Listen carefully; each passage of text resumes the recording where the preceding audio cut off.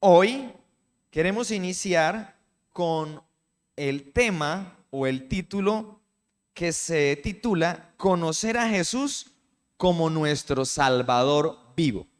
¿Listo?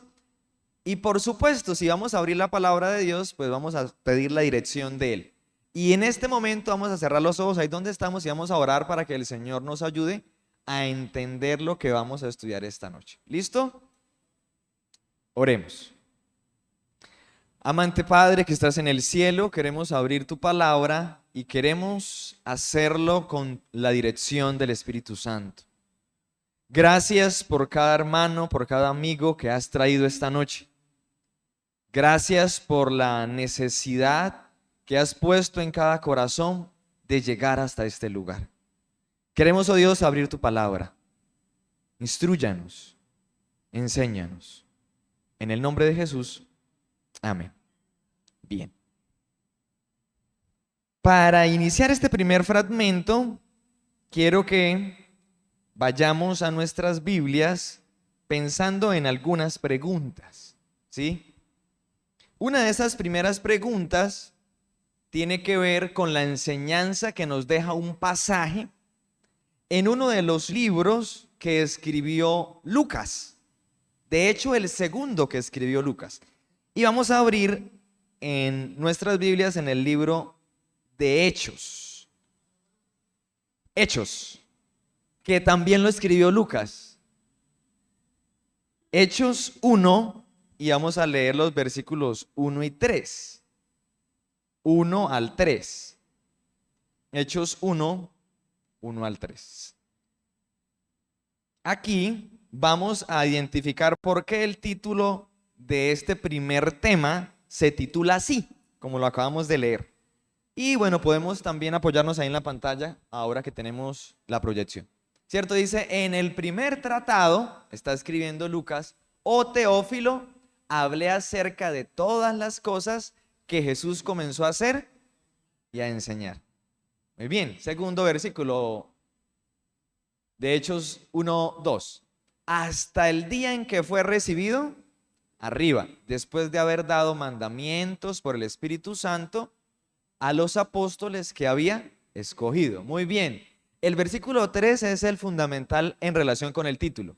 A quienes también, después de haber padecido, se presentó vivo.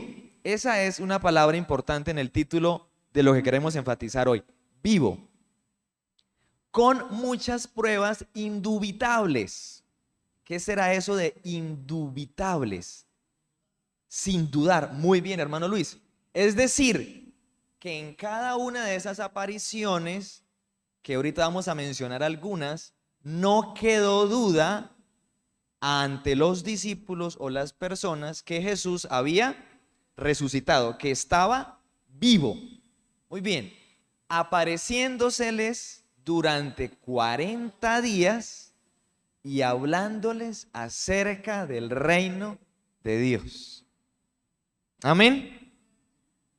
Voy a salirme un poco de ciertos elementos que están en el documento que tenemos de guía y quiero preguntarles, mentalmente cada uno va a responderse, ¿cuántos años llevas en la iglesia? No tiene que decirme en voz alta. Tal vez 10, 5, 20, 30, 40, no sé. Y estos primeros versículos nos van a ayudar a conectar con otros donde nos vamos a dar cuenta que los discípulos, los apóstoles, aunque habían estado un buen tiempo andando con Jesús, ¿cierto? Parecía, o hay evidencias en esos textos, que aún no lo conocían, que ese encuentro con Jesús aún no había sido profundo, no había sido transformador, no, ellos aún estaban con otras intenciones. Y vamos a ver algunas de esas pruebas que, como lo decía el hermano Luis, para los apóstoles debió no causar dudas, o es decir, debió quedar muy claro de que estaba vivo. Vamos a ubicarnos, por ejemplo, en el libro de Marcos. Vamos a ubicarnos en el libro de Marcos 16, y vamos a leer algunos versículos. Vamos a iniciar en el versículo 9, pero vamos a detenernos en algunos en particular. ¿Listo? Entonces, Marcos 16, sí señor, Marcos 16, 9, eso. Ahí tenemos el apoyo en la proyección. Entonces recuerden que la palabra que hicimos énfasis ahorita en Hechos 1:3 es que Jesús se apareció vivo, ¿cierto? Vivo, vivo. Dice el versículo 9 de Hechos de Marcos 16. Habiendo pues resucitado Jesús por la mañana, el primer día de la semana, apareció primeramente a María Magdalena, de quien había echado 7 demonios. Vamos a hacer ahí una primera pausa.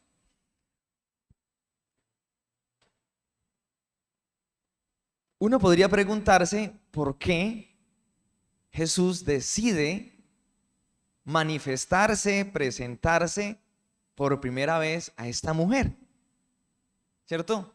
Por toda su vida que antes había tenido. Y creo que eso lo reflexionamos hace algunos días en un tema de esto del ministerio femenino. Abordamos un poco el tema de María Magdalena y de ese privilegio que tuvo al ser la primera persona a la cual Jesús se le apareció. Pero ella, ¿cierto? Ahora no se queda callada, sino que va y le cuenta a los discípulos. Y a lo largo del capítulo de Marcos 16 vemos que también luego se les apareció a otras personas, entre ellos a los discípulos. ¿Listo? Vamos a concentrarnos, por ejemplo, ahí en el versículo 16 ahora. Estamos en el libro de Marcos todavía, ¿listo? Vamos ahora a concentrarnos, por ejemplo, en el versículo 12. En el versículo 12 ahora va a hacer mención que se apareció también con vida, vivo, ¿a quiénes? Ahorita lo vamos a ampliar más adelante con otro texto del Evangelio de Lucas. Dice, pero después apareció en otra forma a 2 de ellos que iban de camino yendo al campo. Que es lo que más adelante el libro de Lucas, o bueno, en el libro de Lucas se profundiza como los que iban camino de Maús, que ahorita más adelante lo vamos a detallar bien porque es muy importante el asunto allí. Entonces, en la lista que uno puede hacer, uno puede darse cuenta que Jesús se le apareció con vida en diferentes momentos a diferentes personas. Entonces a María Magdalena, a las mujeres, ¿cierto? A Pedro, a 2 de los apóstoles, luego a los discípulos por 2 veces, una donde estuvo el que dudaba, el que le pidió, ¿cómo se llamaba? Tomás, gracias, se me ha escapado el nombre, ¿cierto? En una ocasión se apareció donde no estaba Tomás y luego en otra donde sí estaba, ¿cierto? Pero más allá de esos textos, preguntémonos si nosotros estamos convencidos de ese Dios vivo, que a veces pareciera que no, ¿cierto? A veces aún pensamos en ese Jesús como crucificado y muerto y nos espaciamos simplemente como en ese hecho y no comprendemos el hecho de que ahora es un Jesús resucitado, vivo, que tiene poder, que se ha manifestado, que puede caminar a mi lado, que camina a mi lado. Y cuando digo que puede es porque no nos damos cuenta, así como estos 2 apóstoles que iban camino a Emaús. Un fragmento del espíritu de profecía en relación a esto que estamos hablando dice: durante 40 días Cristo permaneció en la tierra, y vea el dato que es lo que quiero mencionar que aplica para nosotros, preparando a los discípulos para la obra que les esperaba y explicándoles lo que hasta entonces no habían podido comprender. ¿Sí? Yo pienso, y lo decíamos ayer en una reunión con los ancianos, que nosotros llevamos cierto tiempo en la iglesia, pero aún no hemos comprendido muchas cosas. Tristemente, Y estamos aquí haciendo estos 10 días de oración y por eso lo decíamos empezando, no queremos que sea un programa más, simplemente porque sí, sino que ojalá podamos darnos cuenta mediante la unción del Espíritu Santo que podamos resolver esas dudas que tenemos y comprender cuál es la misión que el Señor nos ha encomendado. Amén. Por eso, en este primer momento de oración, que va a ser un momento de oración a solas, vamos a reflexionar un poco si yo en mi experiencia de vida en realidad percibo, veo a ese Jesús vivo, o si dudo aún de cosas. ¿Sí? Pero aún más, queremos que en esa oración personal le podamos contar a Dios y pensar en esas evidencias que yo tengo personalmente para testificar de que Jesús es un Dios vivo. Tal vez experiencias donde he visto la mano poderosa de Dios, que puedo decir, es un Dios vivo, ha estado conmigo ahí, me sanó, me restauró, y que nos sirvan también como elementos básicos para testificar. Porque no basta con contar lo que está escrito y lo que ya registraron los apóstoles. Qué bueno que nuestro testimonio sea también un elemento importante, esa experiencia de vida que yo he tenido con Jesús, ¿cierto? Para compartir el evangelio con otro. Entonces, al doblar nuestras rodillas ahora, quienes puedan hacerlo, vamos a orar pidiéndole a Dios, ¿cierto? Que esas experiencias que yo he tenido, ¿sí? Que puedo decir que es un Dios vivo, pues pueda reconocerlas y pueda usarlas como un mecanismo para testificar a otros. Y si tal vez por mi mente no pasa ningún momento de esos, pues debo pedirle al Señor, ¿cierto? Que me ayude a ver, a entender que en realidad Él es un Dios vivo. Bien. Después de este primer momento de oración y de haber destacado que es importante, es muy importante para nosotros entender que tenemos un Dios vivo. Y que de hecho podamos pensar en evidencias de que tengo un Dios vivo, con lo que ha hecho en mi vida. Amén. Queremos también destacar en este segundo momento, para luego hacer una oración grupal, en un contraste entre lo que escribió Lucas, tanto en el libro de Hechos, que ya lo hemos leído, pero ahora también como inicia él el libro, el tomo 1, diríamos, que es en el libro de Lucas. Vamos a leer Lucas 1, 1 al 4. Y vamos a recordar lo que hemos leído en Hechos, ahora poniendo en consideración las palabras de Lucas 1, 1 al 4. ¿Sí? Dice el versículo 1, puesto que ya muchos han tratado de poner en orden la historia de las cosas que entre nosotros han sido ciertísimas. Es decir, muchos habían intentado escribir cada una de las experiencias que Jesús había hecho, que Dios había hecho. ¿Sí?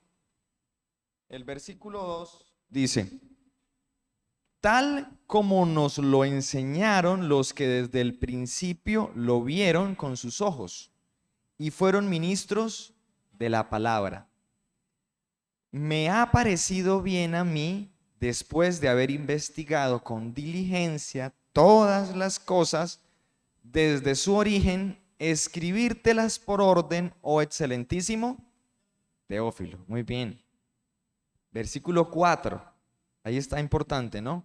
Para que conozcas bien la verdad de las cosas en las cuales has sido instruido.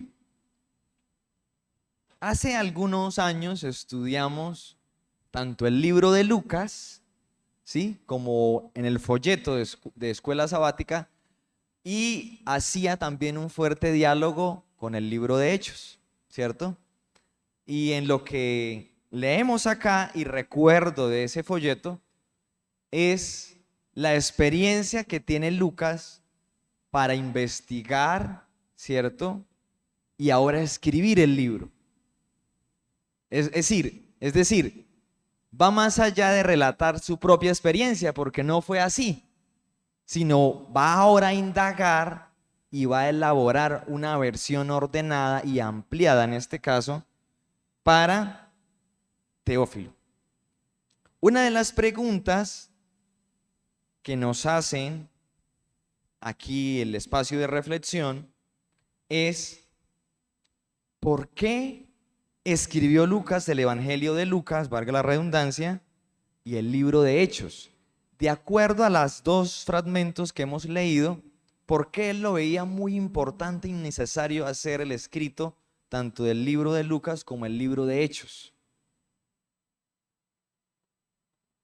En el libro de Hechos, ¿cierto?, se quería ratificar y poner en evidencia cómo el Espíritu Santo trabajó y se manifestó en la iglesia primitiva una vez que Jesús ascendió al cielo. Además, ratificando, ¿cierto?, que Él era un Dios vivo. ¿Sí? Y a lo largo de los evangelios podemos ver evidencia de eso.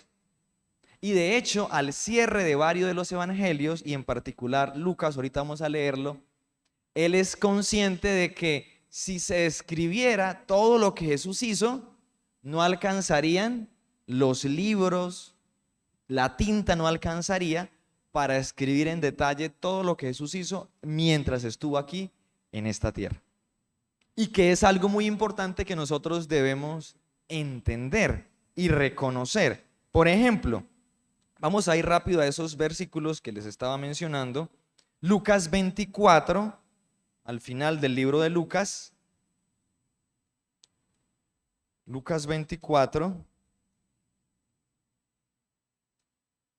Y vamos a leer algunos versículos iniciando desde el versículo 36. Lucas 24, 36, ¿cierto? Y ahí hay un fragmento ahora, ¿cierto?, en donde Jesús se presenta ahora ¿a quiénes? A los apóstoles, ¿cierto? Vamos a leer algunos versículos. Dice: mientras ellos aún hablaban de estas cosas, Jesús se puso en medio de ellos y les dijo: paz a vosotros. Vamos a leer el 37 ahora. Entonces, espantados y atemorizados, pensaban que veían espíritu. 38. Pero él les dijo: ¿por qué estáis turbados y vienen a vuestro corazón estos pensamientos? Versículo 39. Mirad mis manos y mis pies, que yo mismo soy. Palpad y ved, porque un espíritu no tiene carne ni huesos, como veis que yo tengo. Y quiero detenerme aquí un poquito, porque Jesús lo que está tratando de descifrar delante de ellos es un engaño que ellos estaban concibiendo en su mente, estaban dudando. Y recuerde que cuando empieza el libro de Lucas, él le ratifica a Teófilo que él quiere escribir el libro para esclarecer muchas de las cosas y que todo sea, digamos, escrito o precisado para la verdad, para la claridad, para la comprensión. No solo el libro de Lucas y de Hechos se escribieron con esa intención, sino que toda la Biblia, ¿cierto?, tiene el propósito de enseñarnos, de mostrarnos la verdad, de revelarnos a Jesús. Si aún para mí Jesús, en mi experiencia personal, no es un Dios vivo, pues a la luz de la Biblia puedo tener mucho más conocimiento, ¿cierto? Y debería pasar más tiempo estudiando la Biblia para mejorar ese conocimiento y tener una mejor comunión con Dios, que es algo que vamos a destacar ahora en la siguiente sección, con los dos discípulos, ¿sí? Entonces, esa experiencia, recuerden que el título decía de nuestro día de hoy, conocer a Jesús como nuestro Salvador vivo. Y ese conocer a Jesús, ahí los discípulos estaban interactuando personalmente con él, ¿cierto? Y en el caso, por ejemplo, de Teófilo, ya la interacción no era directa con Jesús, pero sí mediante el escrito que le estaba haciendo Lucas. En este fragmento, que vamos a hacer una oración grupal, vamos a orar para que cada uno de los familiares cercanos a nosotros, o al menos de toda nuestra familia extendida, que no han conocido a Dios, puedan tener una experiencia personal y viva con Jesús. Si uno se pone a hacer una lista tal vez de qué personas de mi familia aún no conocen a Jesús o no han tenido una experiencia que podamos decir que reconocen a Jesús en su corazón y lo aceptan. Tal vez esa sería una lista amplia. Vamos a apartar unos momentos para orar por algunas de esas personas. Vamos a poner en nuestra mente algunos de esos familiares que aún no conocen o no han aceptado con todo su corazón a Jesús.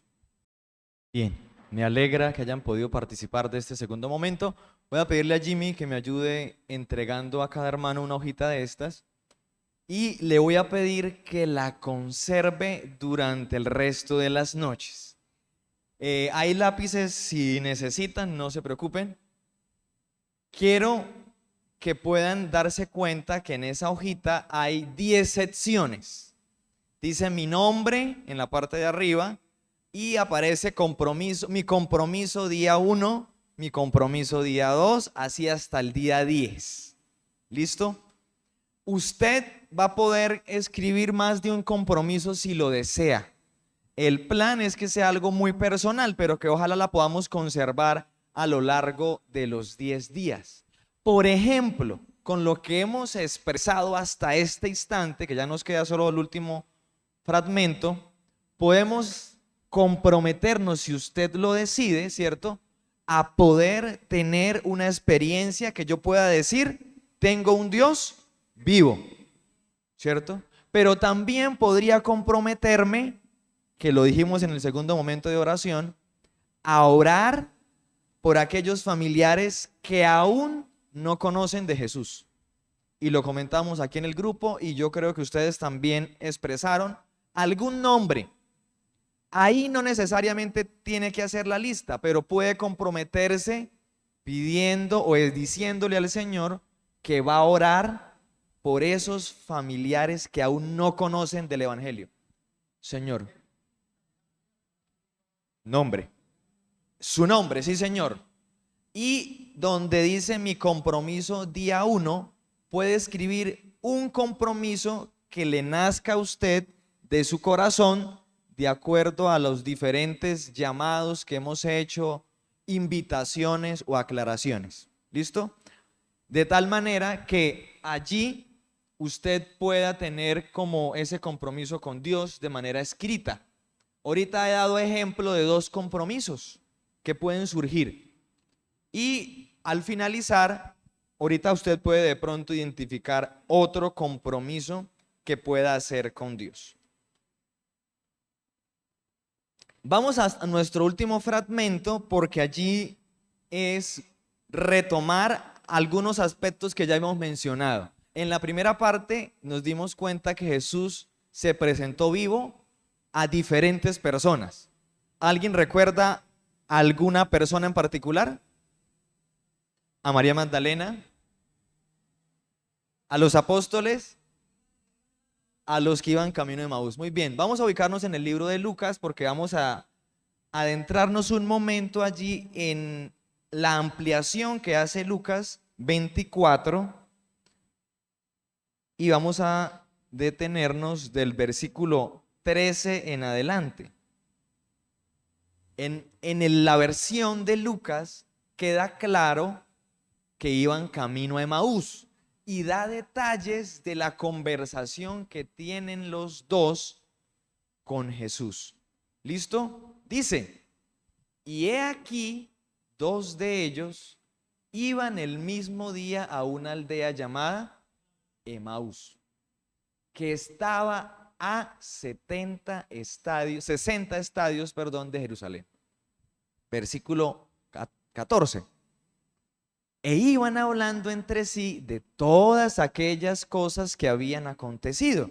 Recuerden que hace poco había sido la muerte de Jesús. Lucas 24, y vamos a leer al versículo 15. Sucedió que mientras hablaban y discutían entre sí, Jesús mismo se acercó y caminaba con ellos. Versículo 16.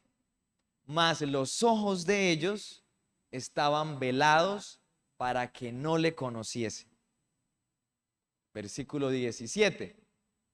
Y él les dijo, ¿qué pláticas son estas que tenéis entre vosotros mientras camináis?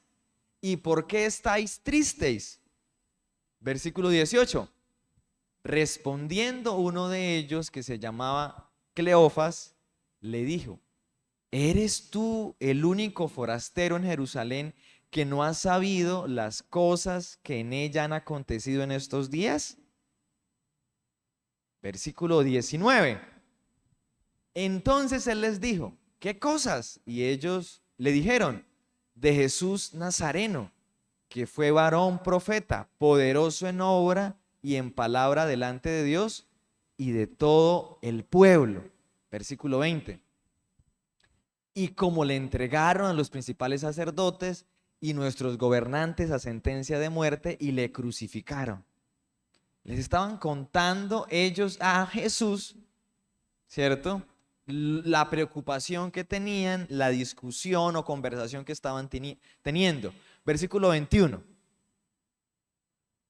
Pero nosotros, y ahí nos da a entender de ese engaño o ese error o en la equivocación en la que estaban estos dos, a pesar de haber compartido con Jesús tiempo antes. Dice, pero nosotros esperábamos que Él era el que había de redimir a Israel. Y ahora, además de todo esto, hoy es ya el tercer día que esto ha acontecido. Versículo 22. Aunque también nos han asombrado unas mujeres de entre nosotros, las que antes del día fueron al sepulcro. Versículo 23. Y como no hallaron su cuerpo, vinieron diciendo que también habían visto visión de ángeles, quienes dijeron que Él vive. Recuerde que esa es una palabra importante hoy. Versículo 24. Y fueron algunos de los nuestros al sepulcro y hallaron así como las mujeres habían dicho, pero a Él no le vieron. Versículo 25. Y ahí viene ahora un fuerte llamado de Jesús, aunque ellos no lo habían reconocido, ¿cierto? Entonces Él les dijo, oh insensatos y tardos de corazón, para creer todo lo que los profetas han dicho. Y voy a tenerme aquí un momento, porque obviamente la lectura usted la puede continuar en casa. El plan es leer básicamente lo que resta del capítulo, al menos hasta el versículo 32. Pero estamos hablando de poder reconocer a ese Dios vivo. Y estos dos que iban camino a Emaús no se percataron en ese momento, ¿cierto?, que Jesús caminaba con ellos a su lado. Y aún así, en lo que manifiestan, podemos reconocer que la mentalidad que ellos tenían acerca de Jesús era todavía muy terrenal. Era una aspiración de que Él los liberara del yugo de los romanos. Era equivocación o un error en el cual ellos aún todavía estaban. Y por eso el fuerte llamado de Jesús. Y yo me preguntaba, ¿cierto? Tal vez en qué errores nosotros también hoy estamos.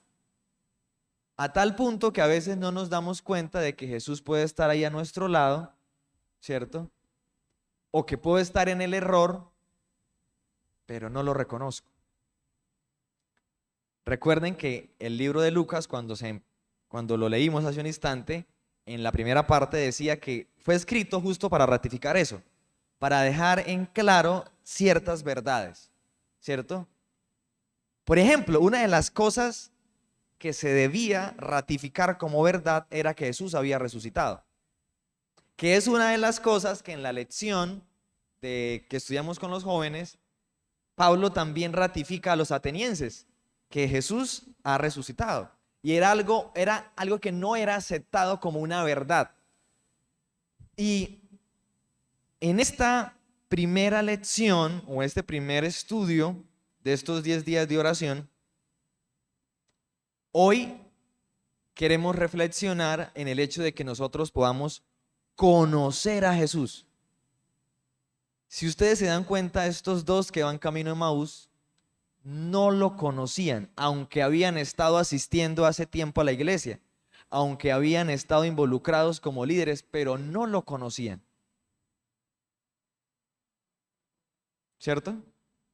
Y así nos pasa a nosotros. O sea, yo nací en el Evangelio, pero muy seguramente ha sido simplemente por inercia que a veces he estado, o usted también, ¿será que por inercia simplemente a veces estoy? Voy a la iglesia, como decíamos con algunos ayer, simplemente porque costumbre, pero no hay nada más allá de fondo. O sea, que no conozco a Jesús, que no puedo decir que escucho su voz, que no la reconozco. ¿Cómo ellos no se dieron cuenta que hablaba Jesús en ese instante? Sin embargo, sí quiero que antes de pasar al último fragmento, para ser muy puntual, vamos a detenernos en el versículo 32, Edwin, por favor. Ellos, 32 de Lucas 24. Ellos, luego que Jesús se apartó, ellos siguieron hablando, etcétera, pero ellos van a hacer memoria de esos instantes en los cuales Jesús estuvo ahí a su lado y les enseñaba las escrituras y se las explicaba. Y cómo ese momento fue una experiencia muy importante para ellos, que ellos la describen así. Y se decían el uno al otro: ¿no ardía nuestro corazón en nosotros mientras nos hablaba en el camino y cuando nos abría las escrituras? Una de las cosas que hicimos hace días como equipo, como líderes, fue hacer una encuesta a la iglesia en general de cuánto tiempo pasamos estudiando la Biblia, si hacemos el estudio diario, la lección, y las cifras son muy tristes, muy tristes. Y no es uno conformarse, pero eso no es solo aquí en la iglesia del Mutis. Y por eso, de alguna manera, lo que queremos es empezar diciendo en estos 10 días de oración que ojalá no sea simplemente por inercia que vengamos, que podamos tener una experiencia personal con Dios transformadora y que lo conozcamos de verdad, que lo conozcamos y que en esa experiencia de conocerle, pues yo pueda estar convencido y seguro que es un Dios vivo, que pueda tener experiencias, testimonios para contar a otros de que es un Dios vivo. Vamos a pasar a ese último momento de oración y a la vez a una invitación que justo usted puede colocar allí. En esa hojita que le dimos para el día 1, usted podría, ¿cierto?, comprometerse con el Señor a tener un encuentro diario con Él, por ejemplo. ¿Sí? Esa es lo que a usted le nazca. Yo estoy dando ideas y queremos hacerlo de alguna manera con esa intención para que cada uno, pues no solamente lo digamos, sino ojalá lo podamos poner en práctica. queremos en particular que podamos orar todos en conjunto ahora, pensando en que no solo los que estamos aquí, sino aquellos que no nos acompañan, aquellos hermanos de la iglesia de Canaán, de Peniel, de todas las iglesias de nuestro distrito, de nuestra asociación, que en realidad podamos abrir esos ojos y ver que Jesús está ahí a nuestro lado, que podamos abrir nuestros ojos y reconocer las verdades en las cuales hemos de creer y no obviar, a la cual no debemos hacer oídos sordos, ¿cierto? A muchas verdades que hemos sido llamados, por ejemplo, a cumplir la misión, pero sabemos que está ahí, pero no lo hacemos. O sea, es como si no viéramos que Jesús está ahí diciéndolo. Es como si fuésemos ciegos a las realidades que tenemos frente a nuestros ojos. Entonces, esta oración que es congregacional es pedirle al Señor que abra nuestra vista, abra nuestros ojos para verle, para ver lo que Él está haciendo en mi vida y lo que puede hacer, para ver lo que el Señor puede hacer en mí en beneficio de otros. Amén.